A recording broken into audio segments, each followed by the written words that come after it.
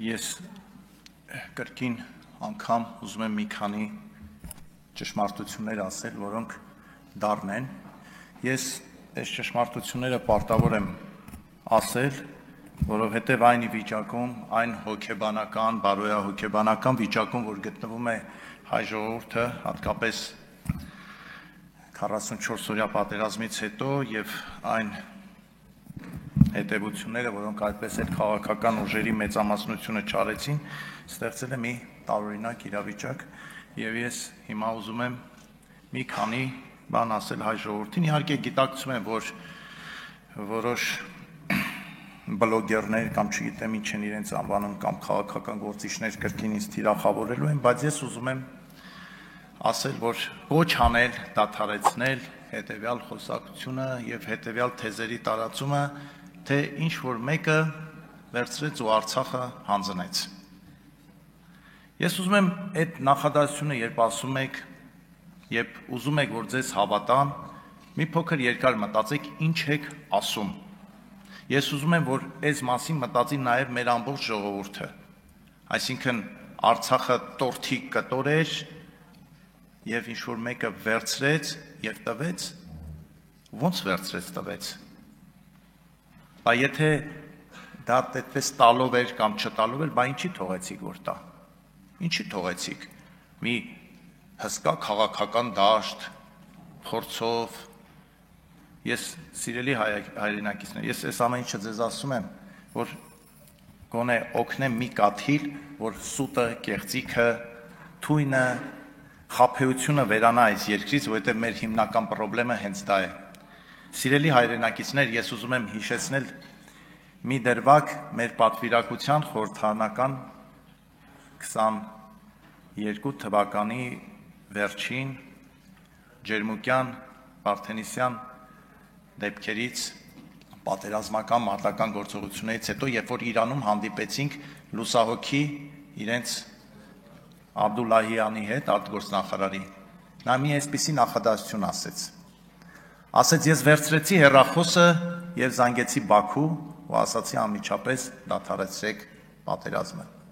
Ու հետո ավելացրեց նայելով մեր աչքերին, ասեց, դուք հասկանում եք, որ Հայաստանը մի այլ հարց է, Արցախը մի այլ հարց, իհարկե նա ասեց Լեռնային Ղարաբաղ, ասեց Լեռնային Ղարաբաղը, ինչպես մենք, այնպես էլ ամբողջ միջազգային հանրությունը ճանաչել էր ու ճանաչում է Ադրբեջանի Հանրապետության մաս։ Մենք մեզ խաբելով ապրել ենք, մենք մեզ խաբելով հազարավոր տղաների, հերոսների կյանքի արժանացել այդ խաբելը։ Ես ուզում եմ դուք այն որ ասում են Արցախը վերցրեցին եւ տվեցին, մենք որևէ մեկը չէր կարող Արցախը վերցնել եւ տալ, եթե այն մերը լիներ։ Մերն էր մեծ հայքի մի մասներ, այնպես ինչպես Գանձակը, այնպես ինչպես Ղազախը, այնպես ինչպես Թովուզը, այնպես ինչպես Իգդիրը, այնպես ինչպես Մուշը, որոնք մի ժամանակ եղել են մեծ հայքի մի մասը։ Բայց այդ մենք գիտենք ու մեզ է հետաքրքիր եւ որևէ մեկին, այդ թվում Ռուսաստանին, Իրանին, չգիտեմ Մադագասկարին դա որևէ կերպ հետաքրքիր չի եղել։ Եվ այդ մասին շատ լավ իմացել է եւ Լևոն Տեր-Պետրոսյանը, եւ Ռոբերտ Քոչարյանը, եւ Սերժ Սարգսյանը, եւ Նիկոլ Փաշինյանը։ Իմացել են, բայց գիտեք ինչ, մի ծանր հիվանդություն ունի մեր այազգը։ Ասում է, բա ամոթ չի ճիշտ ասել։ Ամոթ չի գանք տուն եւ մեր սիրելի կնոջը երեխաներին ասել, երեխաներ, սիրելի կին, այն ավտոտնակը մերը չի, որովհետեւ ոչ փաստաթղթով է մերը, ոչ էլ մենք կարանք դա պահենք, բայց ամոթ է ասի։ Եվ ընկնում է ինչպես ամեն մի հայ, այդպես էլ մեր ցանկացած ղեկավար։ Լևոն Տեր-Պետրոսյանը գիտեր Արմեն Շեկոյանի ասած, բայց մեզ չէր ասում։ Նույնը բոլորը։ Մենք մի խնդիր ենք ունեցել, սիրելի հայրենակիցներ, 94 թվականի զինադադարից հետո այնպես անել, որ արցախցիները մնան ու ապրեն, պահպանելով իրենց հայկական ինքնությունը։ Բայց հետո մենք սկսեցինք տարբեր պատճառներով տարբեր խաղեր խաղալ, համարեցինք, որ գիտեք, մի վտանգավոր արտահայտություններ կա, որ գցում են ժողովրդի մեջ ու գնում է այսպես չհասկանալով էլ ինչ ենք ասում։ Ասում է մեկը ասելա արյունով տրված հողը միայն այրամբ են տալիս։ Այսինքն Լավ, այս 3 միլիոն ժողովուրդը մի օր չասեց, այս ինչ եք ասում։ Այսինքն ոնց էլի, այսինքն դե տալու ենք, բայց թող մի 4000 երեխա էլ զոհվի, տղա էլ զոհվի, քաջ էլ զոհվի, բայց մենք այդ կամքը չունենանք, որ ասենք սիրելի հայրենակիցներ 21 թվին շատ վատ էր, բայց 21 թվին այդ հարցը աշխարհը լուծեց։ Մենք թույլ գտնվեցինք, Ադրբեջանը ուժեղ գա, եկեք մտածենք այդ մասին, որ հետո այդ սխալները թույլ չտանք։ Ի վերջո հայ բոլշևիկները 21 թվականին 1921 թվականին մտածում էին համաշխարհային հեղափոխության հաղթանակի մասին, իսկ ադրբեջանցի այն ժամանակ թաթար բոլշևիկները մտածում էին Ադրբեջանի մասին։ Եկեք այս մասին մտածենք, որտեղ հիմա մենք նորից մտածում ենք, չգիտեմ, համաշխարհային այսինչի հաղթանակի մասին, մեր հարևանները մտածում են իրենց հաղթանակի մասին։ Եկեք այդ մասին էլ մտածենք։ Ու այս խոսակցությանը վերջ տանք, ես ինչը հանձնեց, այն ինչը չհանձնեց։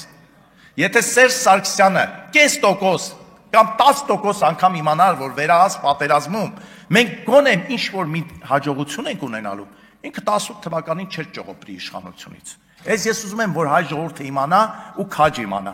որովհետև իրենք իմացել են, որ պատերազմը անխուսափելի է, որովհետև իրենց ամեն տեղից ասել են, որ պատերազմը անխուսափելի է, իսկ իրենք կանխելու փոխարեն փախան, մի հատ ծուղակել անփորձ նոր իշխանության առաջ դրեցին, մտվստահ լինելով, որ իրենք են հայ եւ ընկնելու են այդ ծուղակը, անդադար ասելով, սրանք եկել են, որ Արցախը տան, սրանք եկել են տալու, դες երիտասարդ իշխանություն ասում են, չէ, մենք չենք տա, ավելի էին բանանում, ավելի էին մտնում այդ ծուղակի մեջ։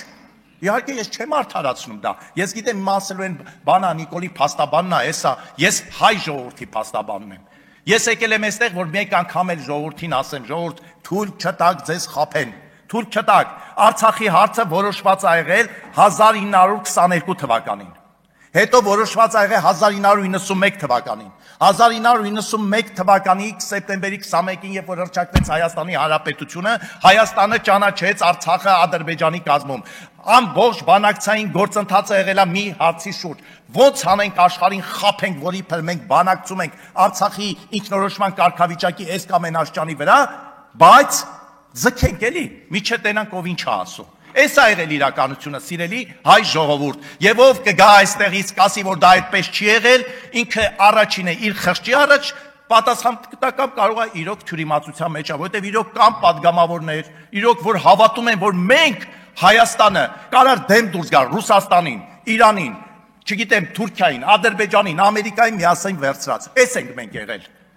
Պողոս Առաքյալի թուղթը գաղատացիներին մի հատված կա։ Ասում է եղբայրներ,